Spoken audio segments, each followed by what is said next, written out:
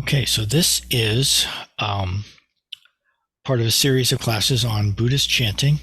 This is the first class that we're doing on the Kanzeon chant, and we're going to explain or talk about that in case you don't know what it is in just a minute. But first, we're going to do something better than explaining it or talking about it. We're actually going to do the chant itself. So I'm going to share my screen and mute everybody, including me.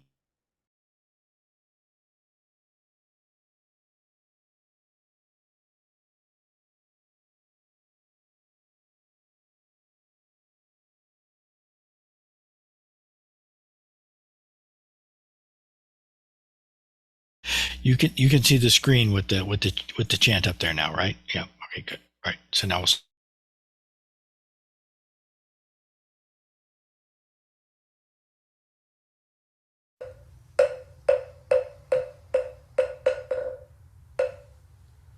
延命十句観音經 Kanzeon namu butsu yo butsu en yo butsu en buppo so en joraku ga jojo nen Kanzeon bonen Kanzeon nen nen chushin ki nen nen furishin Kanzeon namu butsu yo butsu en yo butsu en buppo so en joraku ga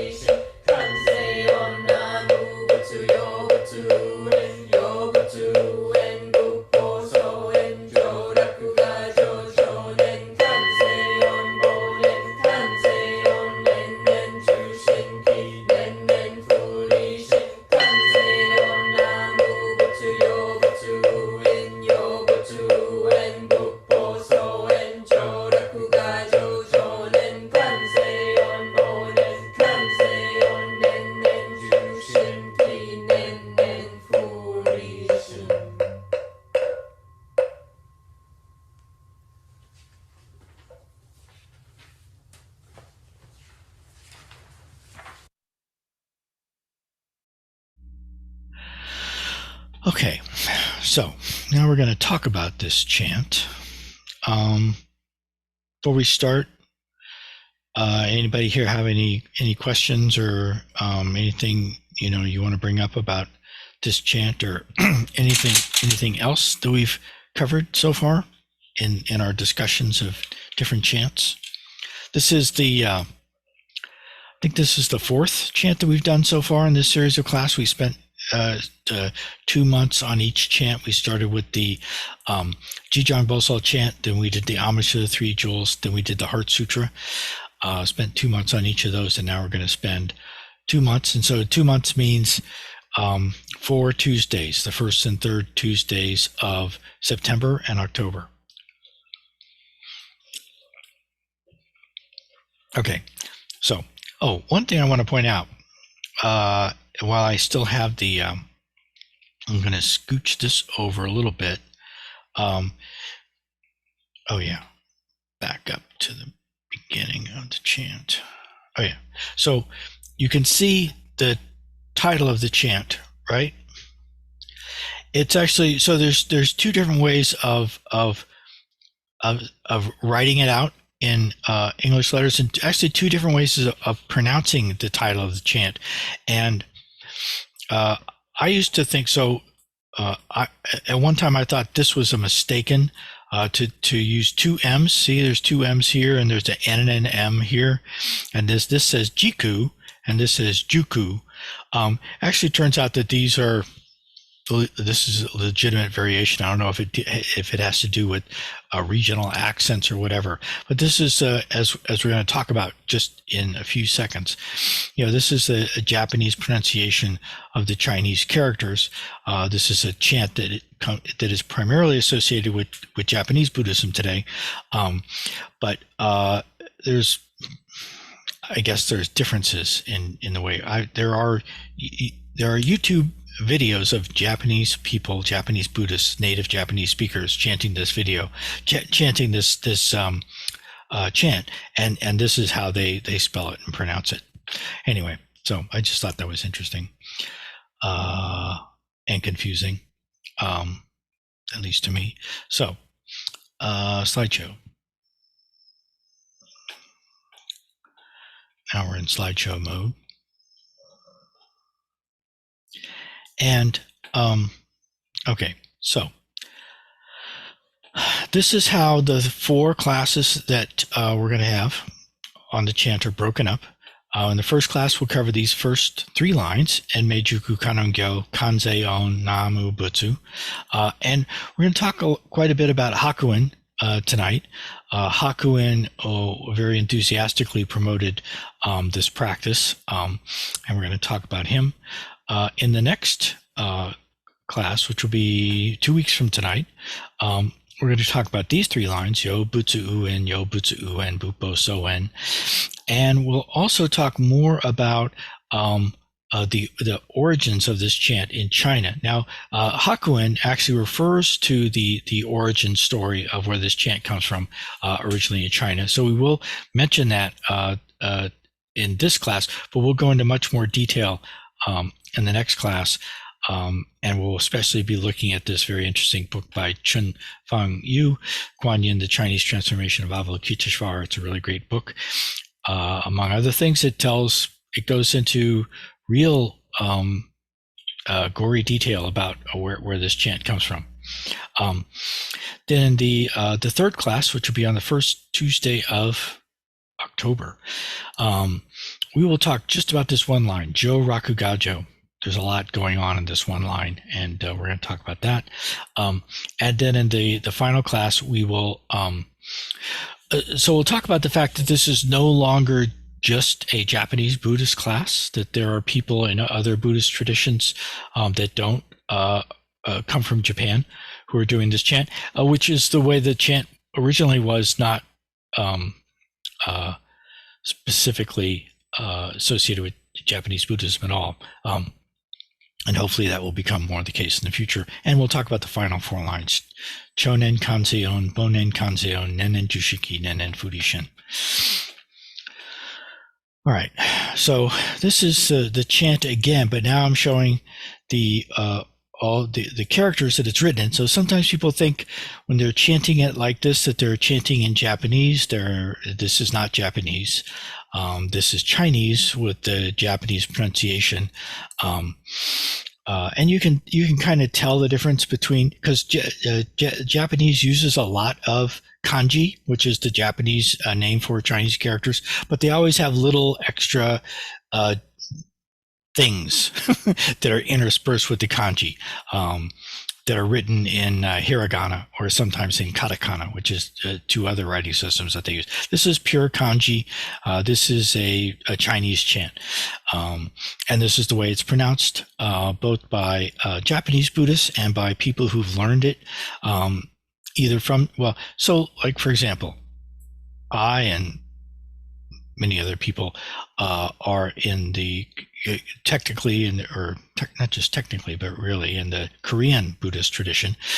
But and we'll talk about how my teacher, Zen Master Degak, decided to incorporate this chant into his teaching, just as the Chinese Zen Master Sheng Yen did, and we'll be talking about that in the last class. But in our case, since this is already a very popular chant among English-speaking Western Buddhists, we just use the Japanese pronunciation. There's no problem with that. It's we're saying the same thing, and it would be weird to try to transliterate this into what would be the Korean pronunciation, because nobody in Korea does it that I know of. Anyway, and then this is a fairly literal,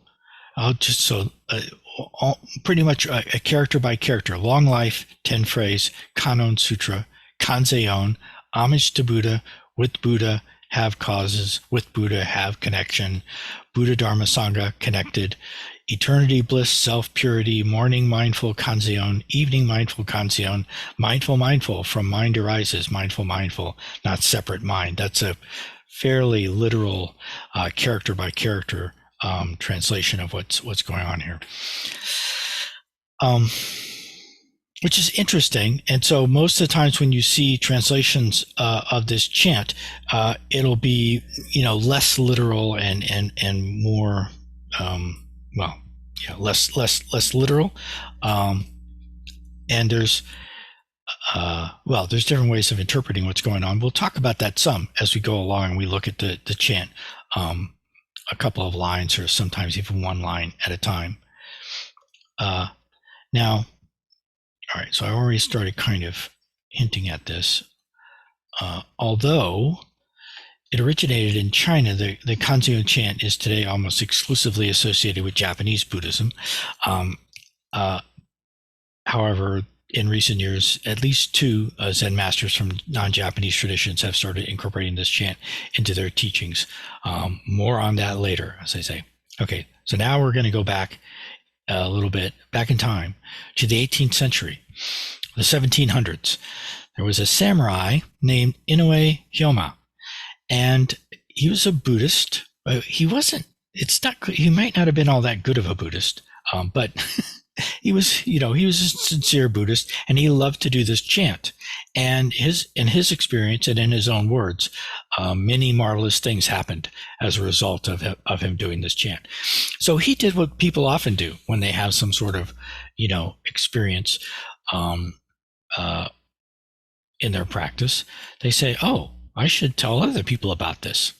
And so he printed up copies of the Kanzeon chant and started to, or tried to start, giving them out to people.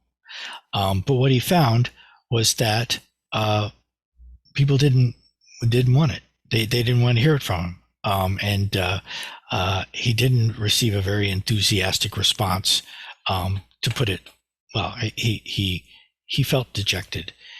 He felt that being a man of meager ability, no matter how much I told people about it, few of them would believe me. Okay.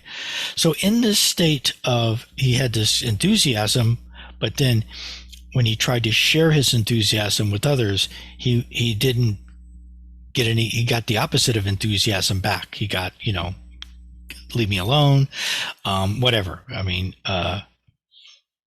it's not too, difficult to try to imagine that sort of scenario happening. It's like if you really like a certain song or type of music, and your friends just aren't into country music, that happens. Okay. But then one day, Inoue Hyoma had a vision of Yama, the Lord of Hell, appeared to him, who in Japanese is called Emma. But he's the Lord of Hell. From this, Yama goes back to India originally. But anyway, Yama appears to him and said that people didn't respond to his attempts to encourage Kanzeon chanting because he himself was not a particularly virtuous person. Therefore, why would people be taking religious guidance and direction from him? It's a legitimate point. But Yama said, there is somebody that people will listen to. This Zen master named Hakuin. If you find him, talk to him. If you can convince Hakuin to promote the chant, then people will listen to him because he was very respected, very influential. So Inoue Hyoma visited Master Hakuin. And even though, it still isn't clear how it was that he was able to convince Hakuin when he hadn't been able to convince anybody else, but he did. And Torei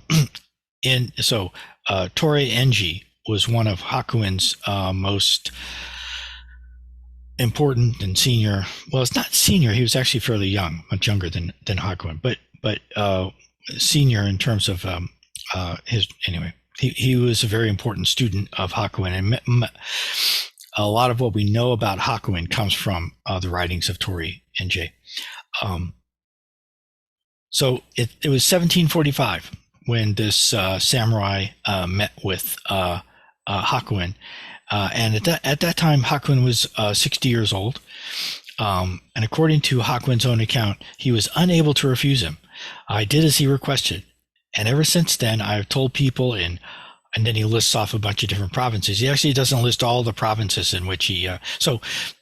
I'll talk more about this in a little bit, but Hakuin was a big deal, and he was in great demand, both to lead retreats. He would go and visit different temples, and I'm getting a message saying, "Can you hear me? Okay." Okay. I just got a message saying my internet connection is unstable. I hate it when that happens, but anyway. So he traveled around. He was already traveling around a lot, but now wherever he went, he would encourage people to chant the Kanzeon chant. I should say something briefly about the title. So it's called, I usually refer to it as the Kanzeon chant. It's, if you see up here on the slide, and all the slides, they call it the Kannon Sutra, which is one way of referring to it. It's also often called the 10-phrase Kannon Sutra. The full title, when we chant Enmei Juku Kannon Gyo, as I showed on the first slide, that's the life-prolonging 10-phrase Kannon Sutra. All right, but mostly I'll just say Kanzeon chanting. So people of all kinds, fishermen, servants, and the like, have recited the sutra. I have heard that they acquired great benefit according to the devotion with which they applied themselves to it. So the stuff that I have on the in this presentation from Hakuin comes from these two sources. Both of them are translated into English by Norman Waddell. I'll have to fix that. Beating the Cloth Drum, The Letters of Zen Master Hakuin, and Hakuin's Precious Mirror Cave. So if you go around, if you say, oh, what's this about Hakuin and Kanzeon chanting? If you do a Google search on Hakuin and Kanzeon chanting, one of the first things that you'll see is an article in Tricycle, which I don't recommend. Not Tricycle magazine in general. It's fine. Tricycle is fine. But the article starts off. It begins like this. Toward the end of his life, Zen Master Hakuin took an interest in aspects of life outside the monastery walls. So the way that they're framing it in this article is that, like, oh, this was part of some change that Hakuin underwent when he was, at the end of life, when he was like dying or something. And he became more interested in lay people, lay practice, aspects of life outside the monastery walls. This is putting it kind of diplomatically, very misleading. Hakuin was always very active in teaching lay people. And at first, when he first started teaching, he had more lay students than monastic students. Here's another typo right here. And so to say that he developed an interest in life outside the monastery walls later in life is just plain wrong. And second of all, even though it's true that this incident with the Inoue Hyoma happened when Hakuin was 60, that was not towards the end of his life. He would live for another almost quarter of a century and was very, very active during that whole time. So this wasn't some sort of end of life sort of episode that he changed that he went through. It was consistent with how he'd been teaching all along. And it wasn't toward the end of his life. So Hakuin, he attained his final great awakening when he was 41.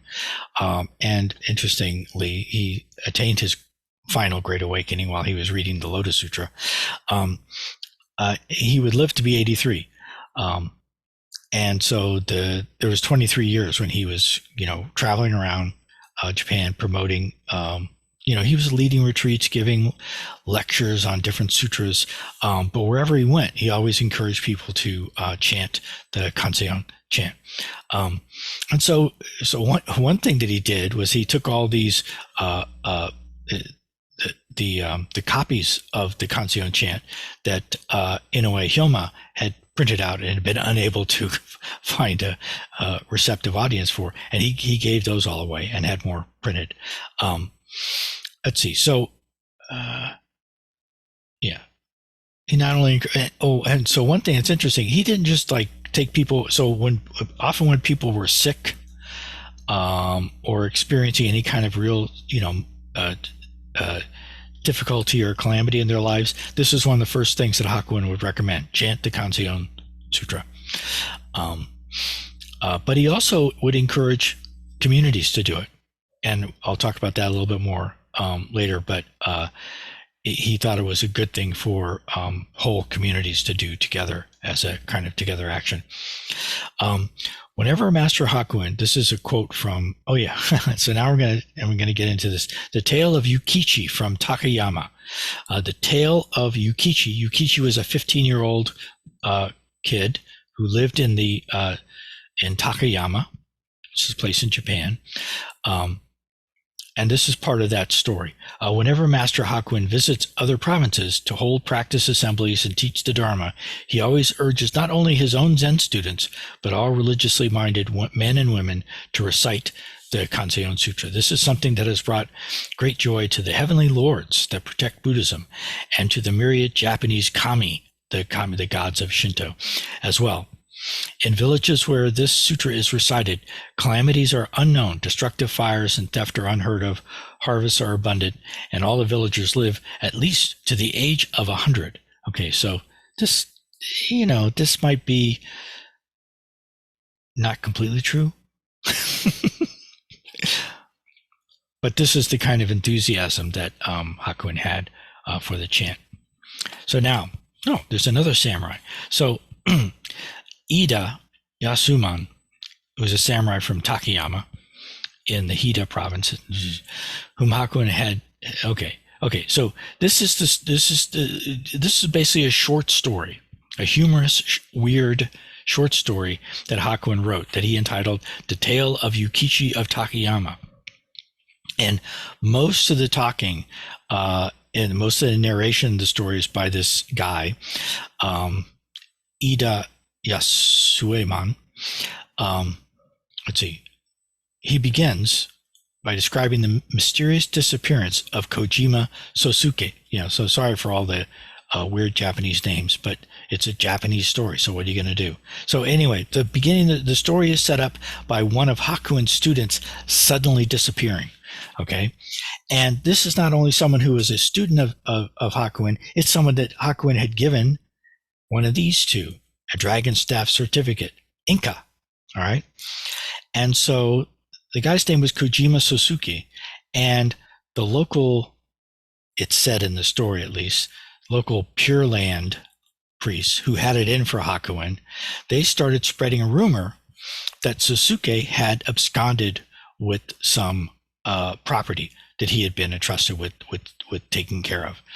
And this caused a great deal of embarrassment. And actually, a lot of the story apparently is true. Anyway, I thought he was 15, but this says 14. 14. Well, anyway, so then Yukichi comes in. So the student of Hakuin is gone missing. he's suspected of foul play, of having, stolen some stuff and then absconded with it. And there's a lot of criticism of Hakuin now in Takayama from the Pure Land priests. And then all of a sudden, this local boy named Yukichi, he's possessed. He becomes possessed by the Inari, which is the, I'll have some pictures of Inari in a minute. But they're the one of the more important kami in Japanese Shinto. In the course of once possessed, he started just talking. And he told everybody where Suzuki was and what had happened to him. But then he also started to defend Hakuin, and he also started to explain Hakuin's methods of using koans. And of course, denouncing the Pure Land priests who had been criticizing Hakuin. The deity Inari explains that Suzuki's mistake was in assuming that having received a certificate, one of these, of Satori from Hakuin, his Zen training was over, and that he was now a full-fledged Dharma heir of Hakuin and entitled to teach others. Yukuchi, while under the influence of the divinity, goes on to point out that attainment of Kensho, as deeply significant as it is merely the entrance to the Buddhist life, a gateway that students must pass through before they can begin the lifelong post-Satori practice, deepening, okay, all that good stuff. Okay. Now, also in this story is a little sub-story that specifically has to do, you might be asking, what does this have to do with Kanzeon chanting? Well, it turns out that another mistake that the people of Takayama had made was that they had stopped chanting Kanzeon. And that's what's explained in this part of the story. Do you not rejoice in having the best harvest that Takayama has seen in 37 years? This is what, this is actually not what Hakuin is saying. This is what the Inari is saying through the boy, Yukichi, reminding them of their, that they had received great benefit from chanting Kanzeon, and now they've stopped chanting. And what were you thinking of when you ceased reciting the sutra because of some slanders you heard from a criminal gang of renegade priests? So apparently, when the rumors about the student of Hakuin started spreading, people thought, well, this Hakuin's no good, therefore the Kanzeon chanting is no good, and they stopped doing it. Okay. How are we doing on time? Okay, so we got 5 minutes before we got to take a break. And there's once you start looking into Hakuin's relationship with the Kanzeon chant, there's a lot to it, and I'm going to talk about it a little bit more. Anybody, do you have any questions or any responses to any of that? Either of you? Okay, all right. I'll just keep talking then.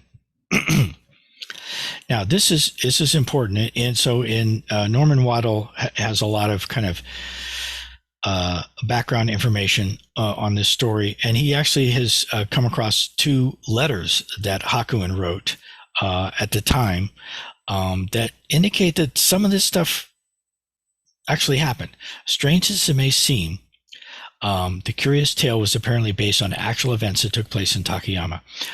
2 letters Hakuin wrote to his student Katayama Shunan near Takayama have recently been published, which confirmed that in 1760 there was somebody named Yukuchi who had indeed delivered a series of talks of the type described by Hakuin's work, and that he was believed by townspeople to have been possessed by the deity of the Takayama Inari Shrine.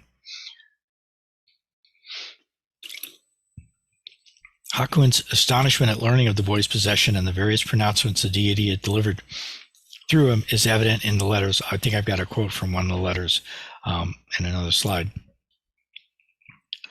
And the letters were also seem to confirm that ordinary citizens of Takayama were aware of the events, and that in response to appeals the deity had made through Yukichi, they had donated and sent to Hakuin a collection of money sufficient to cover the cost of publishing a manuscript on Zen practice that he had completed. And then this is, this is Inari Okami. This is the name of the deity at the shrine.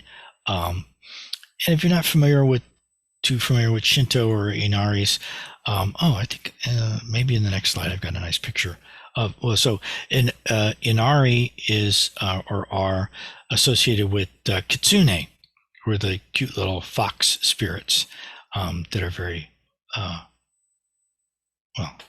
they're very cute, but also quite interesting. Let's see. Okay. Now, in addition to advocating, promoting the practice of Kanzeon, in one of his letters, Hakuin explains the background story of where the chant originally comes from in China. It seems that long ago, there was a government official in China named Sun Qing-te, who for some reason or other was thrown into prison. He was sentenced to be executed, and the next morning, he began that night to recite the Kannon Sutra, intending to continue through the night. Now, this Kannon Sutra refers to the 25th chapter of the Lotus Sutra, all right, which is much, much longer than just the Kanzeon chant that we do. A little after midnight, the Bodhisattva Kannon appeared to him in the form of a young monk and told him, "You don't have enough time." That's what she told him, basically. "You don't have enough time to save yourself. At this rate, you're not going to make it." I'm paraphrasing her. And here the Kannon is being identified as male, but I'm not sure why. But maybe sometimes, at least a long time ago in China, Kannon or Avalokiteshvara was sometimes portrayed as male. But anyway, this monk who appears to Sun Qing-te says, "Here, I'll teach you a shorter one." The 10-phrase Kannon Sutra for prolonging life. If before morning you can recite it 1,000 times, you will be spared. And so the next morning, he had succeeded in chanting it 1,000 times. He was let out to be executed, and the blade broke into 3 pieces instead of cutting off his head.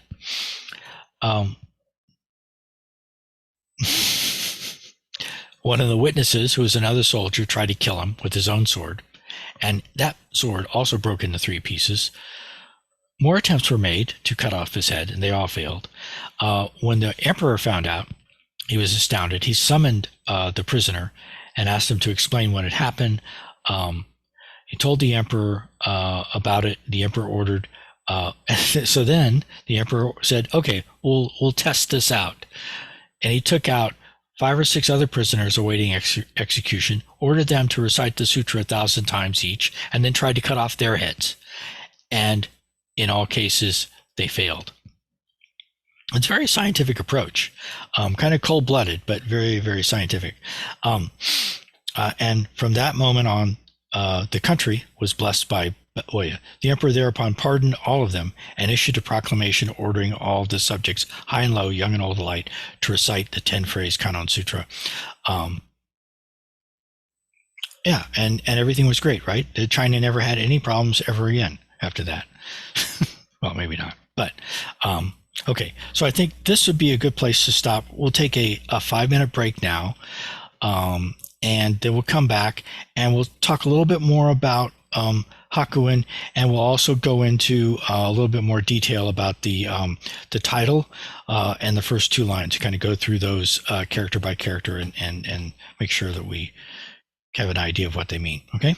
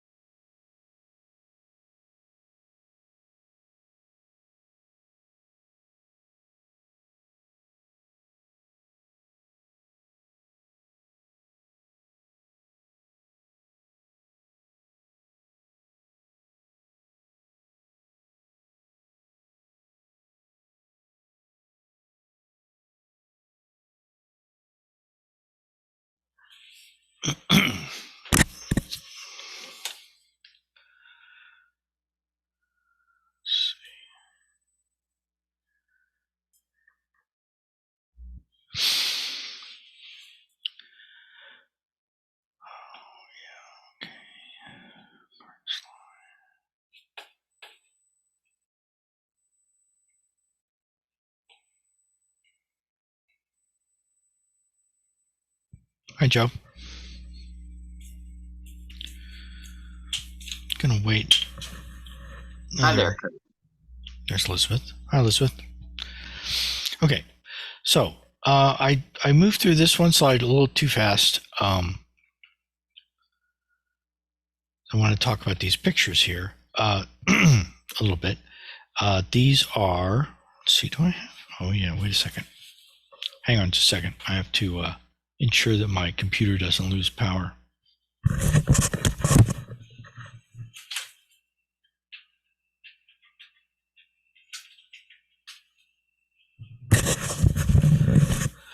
Okay, that's better. I feel much more powerful now. Oh yeah. So, Takayama is actually famous for its association with the Inari, and this picture down here is just one of any number of pictures you can find around the internet of these beautiful red torii gates that the Takayama Inari Shrine is known for. And of course, wherever you have Inari shrines, you also have to have lots of kitsune statues. These are the little fox spirits that, for whatever reason, I don't know what the reason is, but people like to put these red scarves on them. Yes, that's correct. So the fact that this story takes place in Takayama and that it involves the Inari is quite interesting if you're into that kind of thing.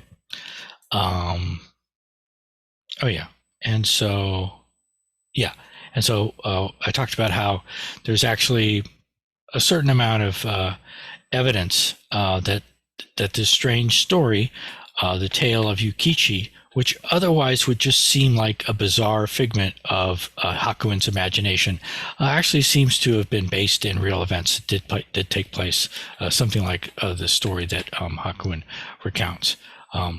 And then this is the backstory that Hakuin also talks about. Okay, now one last thing about Hakuin and Kanzeon involves one of Hakuin's more fascinating students, a woman named Satsu. And as we read through this story, some of this might sound strangely familiar to some of you. These are some anecdotes about Satsu, which are found in. So there's many different places where the stories about Satsu are found in any writings that have to do recounting Hakuin's teaching career. But in particular, they're found in a collection called The Thicket of Thorn and Briar. So Osatsu was the daughter of one of Hakuin's cousins. When she reached the age of 15, she thought to herself, I'm certainly not much to look at, but fortunately I have no physical defects. I don't think it'll be long now before I find a suitable husband and am married. So she proceeded in secret to the Akeno Kannon in nearby Yanagisawa and prayed to the Bodhisattva for help. How did she pray? Mornings and evenings, she recited the Kannon Sutra for prolonging life. So when you just see Kannon Sutra, it's usually referring to the 25th chapter of the Lotus Sutra. But when you see the Kannon Sutra for prolonging life or the 10-phrase Kannon Sutra, those are both referring specifically to the much shorter Kanzeon chant. And soon she was reciting it constantly, even when she was sewing, washing, or cleaning. After a few days, she suddenly experienced a realization. And so she had this great realization. And then one day, her father saw her doing her sitting meditation, but then her father realized that she was sitting on top of a chest that contained Buddha images, and he got mad at her.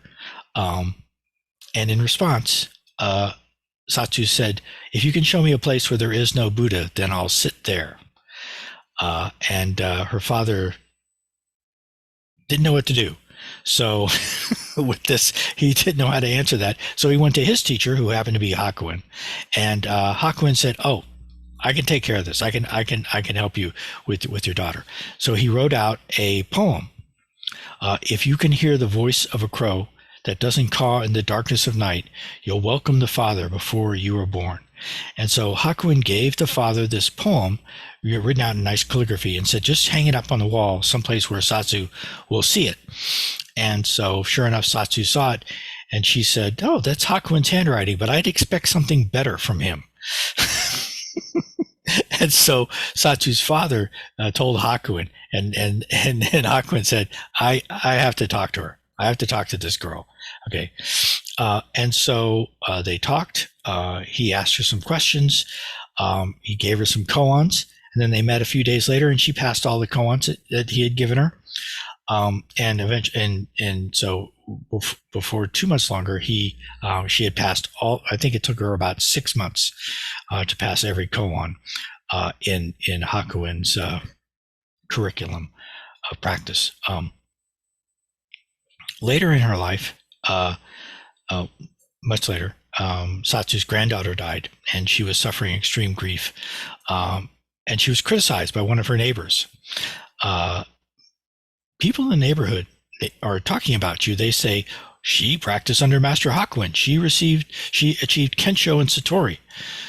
And this grief is excessive. Don't you think you should reflect on your actions? And Satsu yelled at him. I don't know what the Japanese for confounded old codger is, but that's the way this story is translated. You confounded old codger, she said, reviling him. What do you know? My tears and sorrow are far better than offering her incense and flowers or lighting candles for her. You don't know anything, you old crock. And then it also says that when Satsu passed away, one of Hakuin's disciples, Suyo, remarked to the assembly, during the old master's lifetime, many people were able to attain clear and unmistakable enlightenment.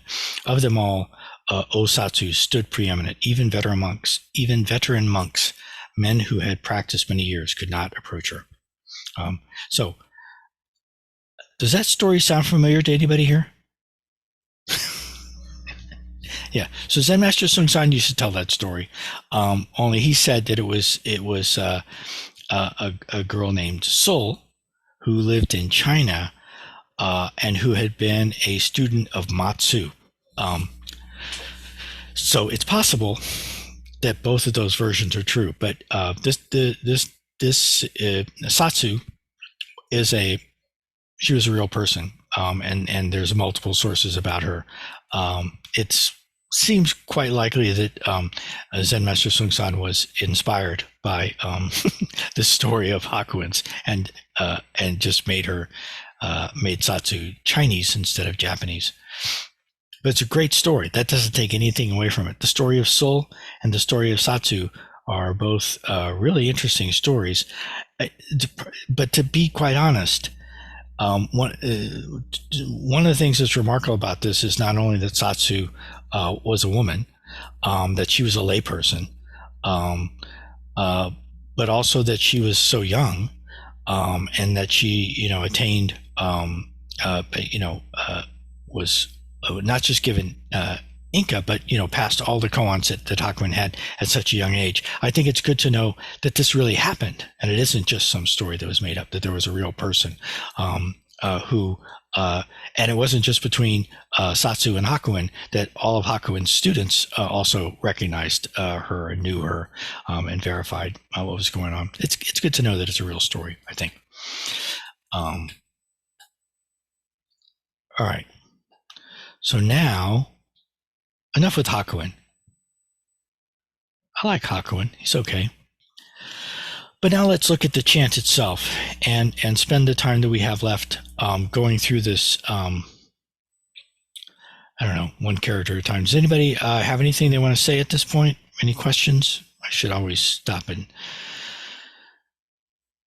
catch my breath and just give people a chance to interject or ask if they want to. Okay. So the first line of the chant is actually the title, Enmei Juku Kannon Gyo, which literally means, well, here's what it literally means. En means prolong, and it's based upon another character, just has one extra line from this other character that means walk slowly. Okay, so it means prolong in the sense of take your time. In this case, you want to prolong your life.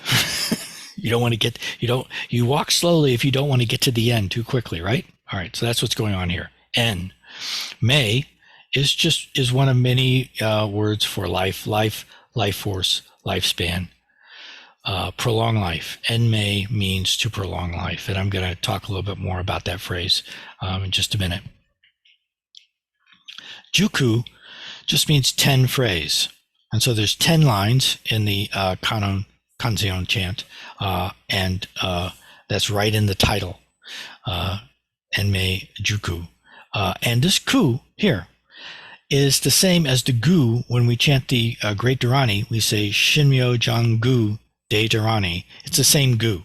The gu in the translated title of the Great Dharani is something like spiritually divine phrases, the Great Dharani of spiritually sublime phrases, or something like that. Anyway, and the number, Ju is just 10. Nothing particularly profound there. If you want to see so when Japanese people want to sound something out to make sure that they're pronouncing it correctly, they use hiragana, which is one of the Japanese writing systems. And if you want to see the chant printed out in hiragana, this is a link. The only thing it doesn't have there, it doesn't have the title in hiragana, but the rest of the chant is in hiragana. The page is in Japanese, so it might not be that much use to you. But that's how the title is pronounced and what it means. Prolong life, 10 phrase. Oh, well, what about Kannon Gyo? Oh, wait a second. Oh, yeah? Oh, yeah. We'll get to Kannon Gyo. First, I want to talk a little bit about prolonging life, right? So there's actually a lot of practices in Buddhism that are associated with prolonging life. Enmei. In fact, you can look at this. You can look these two characters up in the online digital dictionary of Buddhism, and it gives kind of some very generic information. But there are certain Buddhas and Bodhisattvas who are especially associated with prolonging life. Avalokiteshvara, Samantabhadra, Chitigarbha, Amitayus, which is more or less Amitabha, but when Amitabha's name is given as Amitayus, then that's the form of Amitabha that's especially associated with prolonging life or infinite life. So Amitabha, when we say Amitabha, that means more or less infinite light, and Amitayus means infinite life. Okay, and then there's Ushnisha Vijaya, Medicine Buddha, of course. Medicine Buddha obviously prolongs your life, and White Tar is the kind of preeminent long life deity in Tibetan Buddhism. Though they're all associated with prolonging life, so in many cases, the simplest way of appealing to one of these Buddhas or Bodhisattvas to what does prolonged life mean? So you don't want to die, right? And nobody wants to die.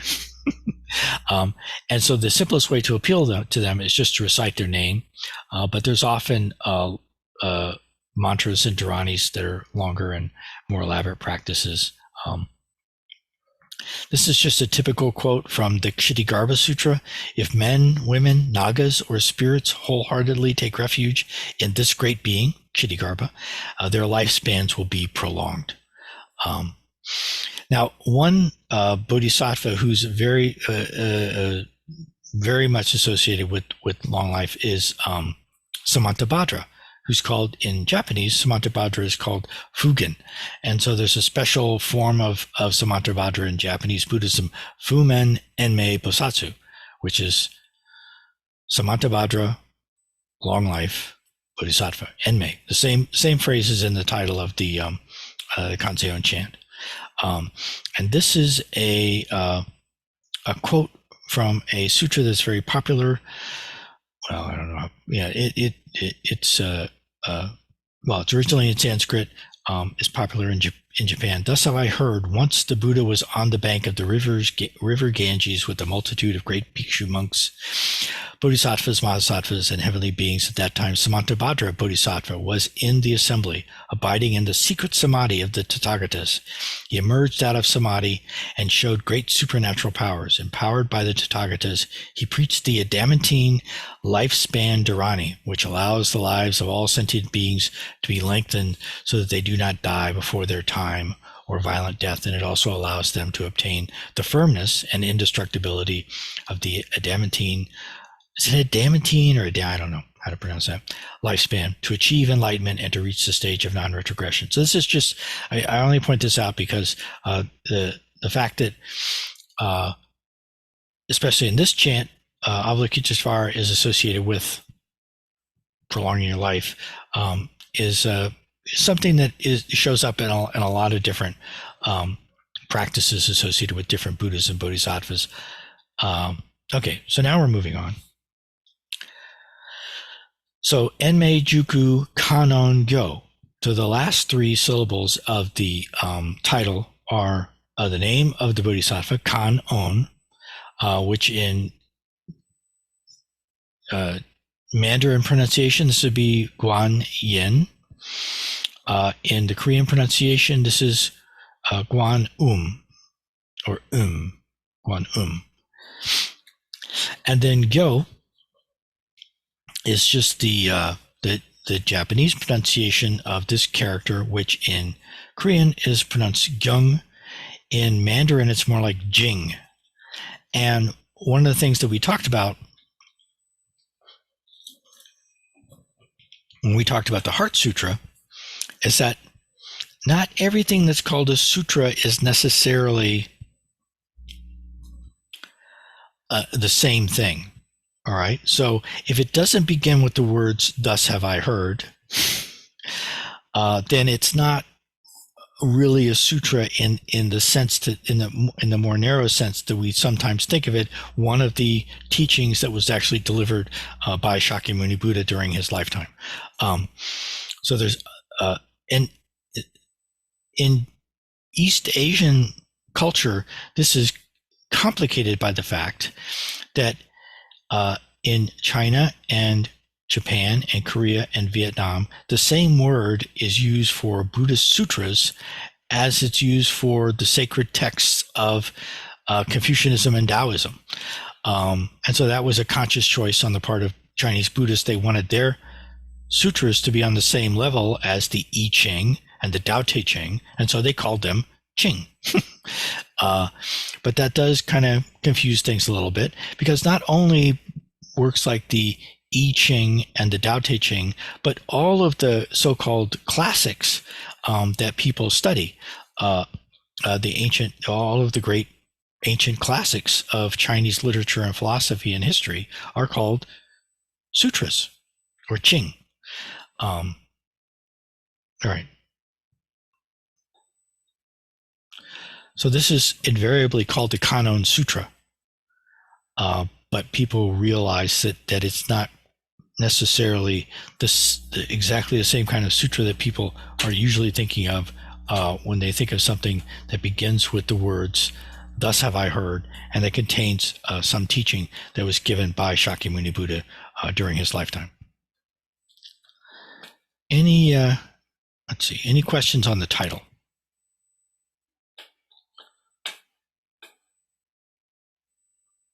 Okay.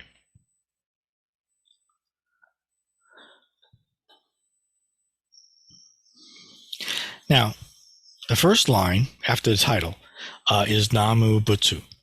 And so Namu, this is a pretty standard way of writing Namu in Chinese.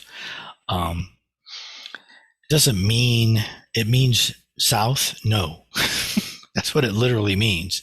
But it's used for the sound. It's used to represent the Sanskrit namas or the Pali namo, which means, and so this is the entry from the online digital dictionary of Buddhism, to take refuge in, to submit oneself to. It's from to bend or bow to make obeisance, pay homage to. Then very, very often in English, it is translated as homage, pay homage, an expression of submission to a command, complete commitment, reverence, devotion, trust for salvation.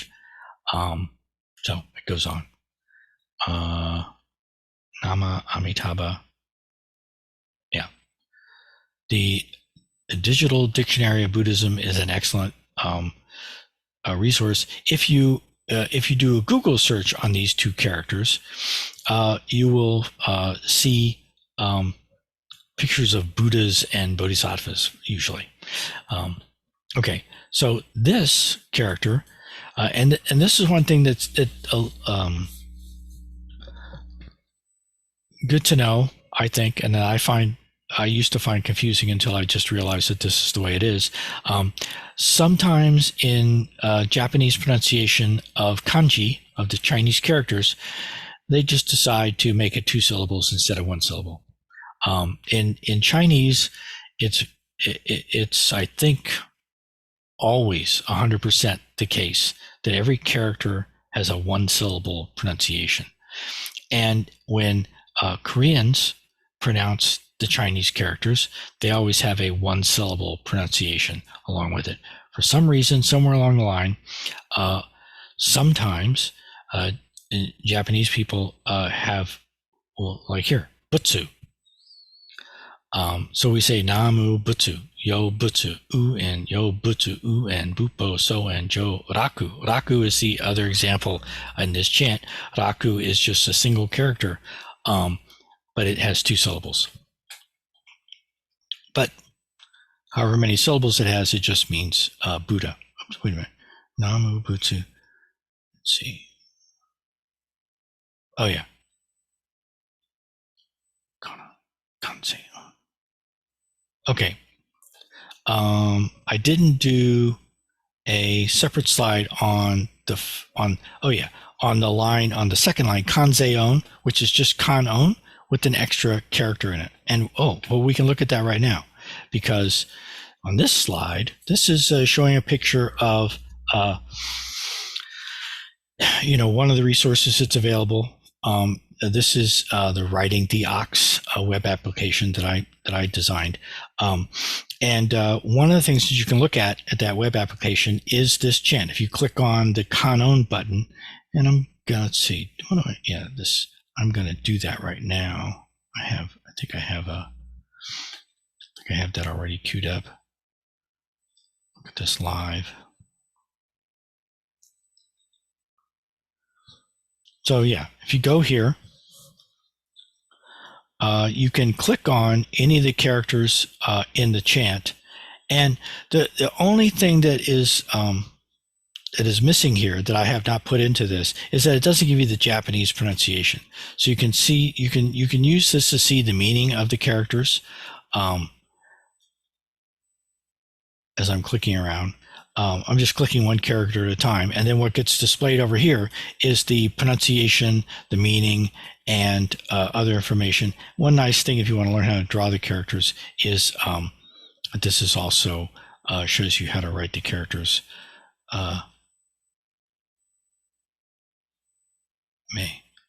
So yeah, I did not have a slide for this character here. This is the character that is pronounced ze in Japanese. In Korean, it's ze, also ze. So in Japanese, they say Kannon or Kanzeon. In Korean, it's Kwan or Kwanseum. And in Chinese, it's Kuan Yin or Kuan Shi Yin. So it's always this character here, which is pronounced shi in Mandarin. It's pronounced se in Korean, and it's pronounced ze in Japanese.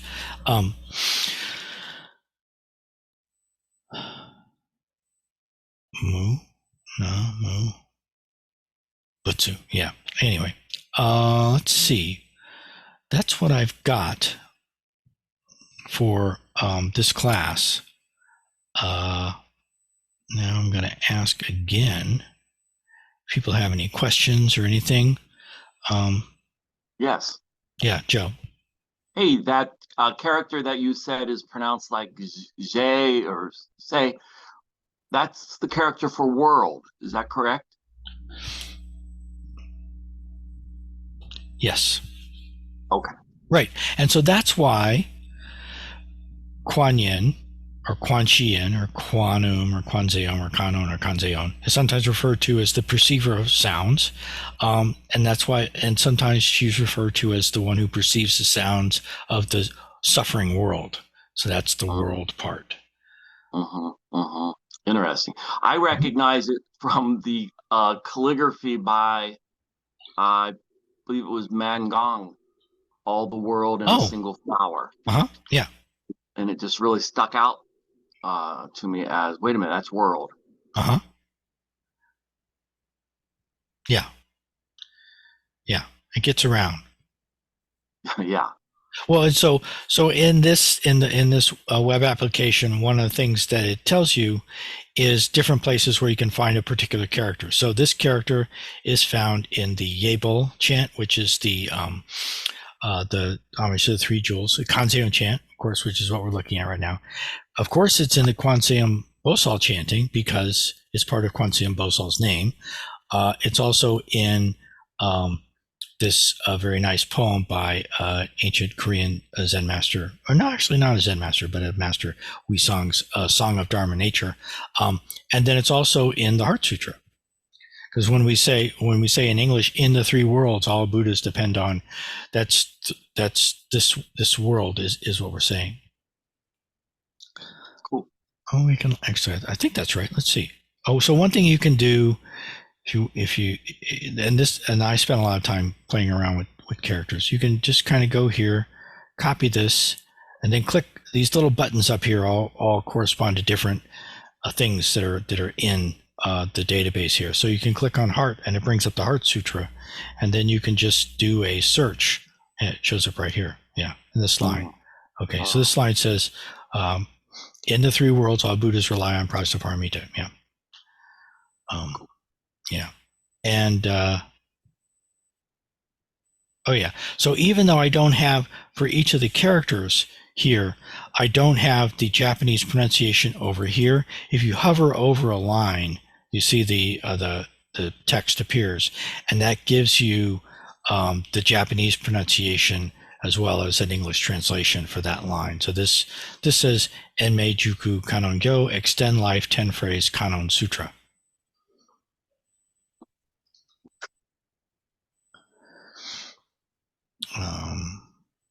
And then the other nice thing about this is that it shows you how characters can be broken up into their components if you're into that kind of thing, which I will admit I am.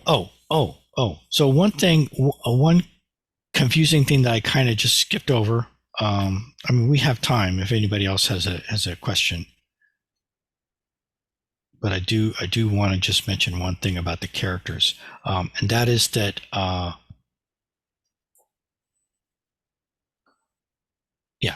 in this slide here, down at the bottom, I've got Dogen's Mountains and Rivers Sutra, and you might notice that this sutra is a different character. And this is so when you look at this sutra written out by Japanese Buddhists, they or any sutra, they will generally use this character instead of this one. This is the traditional Chinese character that you'll usually see, but unless you're only looking at like Japanese Buddhist stuff, and then you will usually see this one here. And so if you ever look at, so there's a whole practice called Shakyo, which is sutra writing, and it's pronounced slightly differently in Korean. But so if you ever do any like research on Shakyo, they always if it's people who are doing Japanese Shakyo, they will use this character here for Kyo.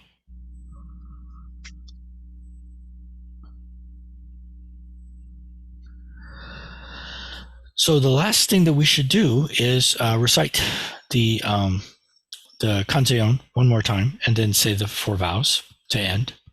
But do you have any more questions, Joe? You're always good for a question or two. I usually am, but no. Okay. Sorry I was late. That's okay. No problem. I was really looking forward to this class. I'll listen to the first half hour. Yep. Tomorrow. Yep, that will go up tomorrow. This is a very for me it's an important chant, so I like it, and I sort of wish people knew more about it and what its intention is about. You will live to be at least 100, according to Hakuin. That's next year. What? All right.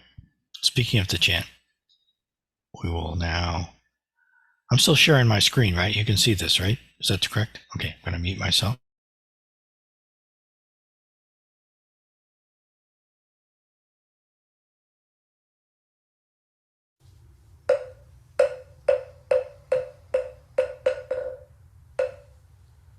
延命十句観音経 Kanzeon namu butsu yo butsu en bukpo so en joraku ga jojonen Kanzeon bonen Kanzeon nen chushinki nen furishin Kanzeon namu butsu yo butsu en bukpo so en joraku ga jojonen Kanzeon bonen Kanzeon nen chushinki nen furishin Kanzeon namu butsu yo butsu en bukpo so en joraku ga jojonen Kanzeon bonen Kanzeon nen chushinki nen furishin Kanzeon namu butsu yo butsu en bukpo so en joraku ga jojonen Kanzeon bonen Kanzeon nen chushinki nen furishin Kanzeon namu butsu yo butsu en bukpo so en joraku ga jojonen Kanzeon bonen Kanzeon nen chushinki nen furishin Kanzeon namu butsu yo butsu en bukpo so en joraku ga jojonen Kanzeon bonen Kanzeon nen chushinki nen furishin Kanzeon namu butsu yo butsu en bukpo so en joraku ga jojonen Kanzeon bonen Kanzeon nen chushinki nen furishin Kanzeon namu butsu yo butsu en bukpo so en joraku ga jojonen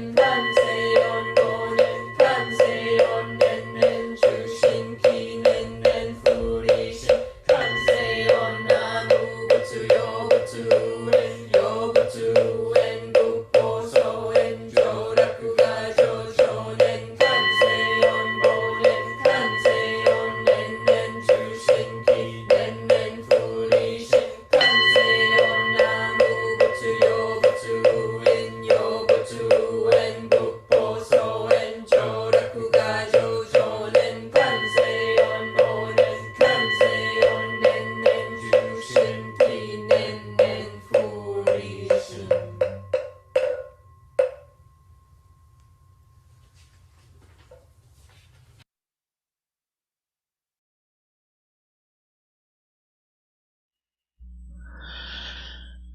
Sentient beings are numberless. We vow to save them all. Delusions are endless. We vow to cut through them all. The teachings are infinite. We vow to learn them all. The Buddha way is inconceivable. We vow to attain it. May whatever excellent qualities we have gained from this practice be extended for the benefit of all beings.